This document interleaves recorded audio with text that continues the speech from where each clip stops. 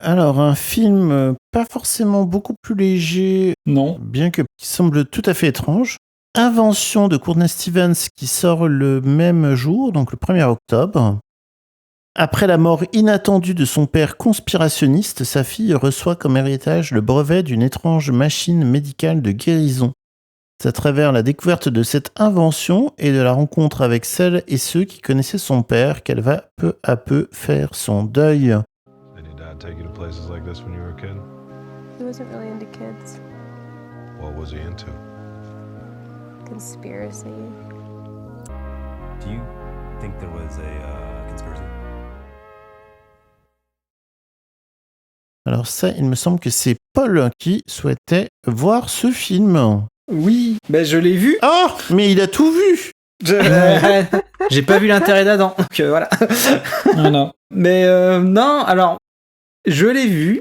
C'est un long métrage réalisé par Courtney Stephen, qui en fait est pas à son coup d'essai. Elle avait déjà fait pas mal de courts métrages et aussi du long.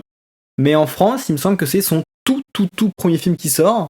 Alors, je l'ai vu, donc le pitch est vraiment assez étonnant. Donc effectivement, on est vraiment sur ça. Une jeune femme, voilà, le père est décédé. Et elle découvre un héritage avec un objet qui est de son invention à lui. Et elle fait la rencontre en fait de tout un entourage qu'elle ne soupçonnait pas et qui tourne autour de cet objet. Je vais pas trop en détailler. C'est un film réalisé très joliment, on va dire, avec une belle image pellicule. Il y a aussi, il me semble, des images VHS qui semblent avoir été tournées il y a vraiment 20-30 ans. Je sais pas si c'est des images d'archives à partir desquelles elle a bricolé quelque chose ou pas.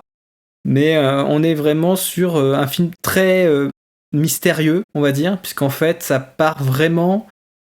Petit à petit, on se perd dans le film. C'est-à-dire qu'au début, on rencontre quelqu'un, voilà, bah oui, votre père, je l'ai bien connu, machin, on buvait tous les dimanches un coup, tout ça, et ça part dans des trucs de théorie beaucoup plus chelou, beaucoup plus étonnantes.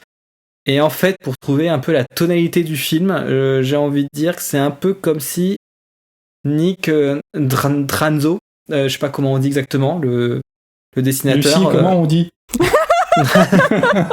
J'en sais rien, bordel de merde. Voilà, Nick Drnaso, donc Dranzo, comme s'il adaptait du Thomas Pynchon un peu. On est vraiment dans cet univers propre à Nick de coin en Amérique, un peu désolé, où les gens sont quand même une espèce de mélancolie, de tristesse, tout ça, avec un sujet de découverte, un peu de réseau secret, souterrain, qui fait pas vraiment sens au premier abord. Il y a vraiment quelque chose d'assez inventif, hein, pour le coup. Et en tout cas, c'est vraiment un film indé US, comme on en voit pas souvent, comme il en existe beaucoup, hein, bien sûr. Mais voilà, on en découvre pas tous les jours. Et là, pour le coup, le 1er octobre, il y a ce film qui sort, sorti par Blue Note Film, qui est un tout nouveau distributeur. Voilà, c'est leur première sortie. Bienvenue à eux. Cool. Ok, mais rien à voir avec le label de jazz. Rien à voir, Ok. à ma connaissance. Oula. Non, mais parce qu'il y a un célèbre label de jazz qui s'appelle Blue Note. Ah alors ouais, je ouais, me ouais. dis, quand même, faut oser, quoi. Ça doit être une coïncidence.